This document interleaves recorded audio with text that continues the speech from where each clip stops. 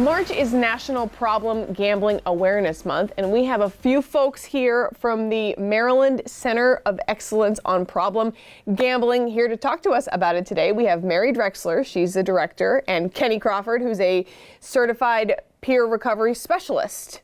Thank you guys for being here. Thank you for having us. Yes, so gambling, it's becoming bigger and bigger nowadays. Can you guys kind of tell us just a little bit about how it's growing? Yeah, here in Maryland, especially in the last couple of years, we've seen expansion of legalized gambling. One of the main expansions has been on sports betting. Started off in the brick and mortar casinos, but now it's mobile and online since the end of 2023, and we're seeing a younger male demographic getting into issues due to their gambling activity, and even getting calls from parents of college-age youth who are gambling away even financial aid monies. So, and now the state is looking at expanding gambling once again with iGaming. And what iGaming is putting all casino games online and mobile. And we're concerned about that it's too much too fast. Yeah, so what are the biggest concerns here? Well, we have generations of people so used to using their phones, no longer, just, reading a newspaper or doing whatever, or just playing games or going into a casino. Accessibility and availability from your living room couch is very concerning. We may even get people who never thought to gamble or go to a casino starting gambling behavior. Right. So Kenny, how does somebody know if they've gone too far? I know a lot of people do this kind of regularly. When do you know if it's an issue?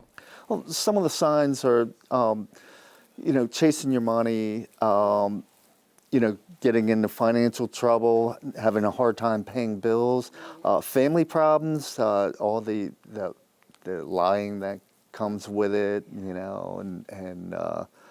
just a lot of hardship. Yeah. So you know this because you've lived this. Yes, right? I have lived experience, and I used to gamble extensively, and I was a poker player, so pretty much 10 hours a day, every day. That's how much I used to gamble. Really? Yeah. And until I hit my rock bottom. Yeah. And that's when, I turned for help. And I'm just glad that, there is help available out there. Absolutely. And of course, the center being one of those resources for help. What is the center's mission? The mission is to promote healthy and informed choices around gambling and problem gambling. We're not saying everyone shouldn't gamble. About 90% of the population can gamble recreationally, but there's 2 to 5% of the population that we find gets themselves into trouble, and then another 5% who could be at risk for gambling. So we want people to reach out for help. Absolutely. So I do know, though, when it comes to addiction, when it comes to anything like that, getting help can be so difficult. It's hard to want to choose it, right? Because you're so active in what you're doing. So what is the light at the end of the tunnel when you finally do get the help? Why is it so worth it? For me, it's having my dreams come true. Where I have serenity now. I'm happy with what I do.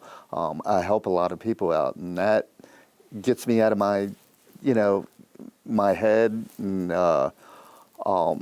it's just a wonderful life. We always like to say that we're always in recovery. We're never recovered, but we're trudging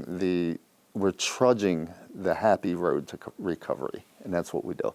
That's awesome. And of course, there are a couple other resources too that are really important for folks to know, right? Definitely 1-800-GAMBLER here for Maryland, even Delaware residents, because it's now the new national number as well, even though it was, we used it in Maryland for a while. So when you call that number, you'll get routed via your area code on your phone to the right state. So call 1-800-GAMBLER. You have access to the helpline staff will help you get to a counselor if you want to get to a peer recovery sports specialist because you're not ready to go to counseling yet.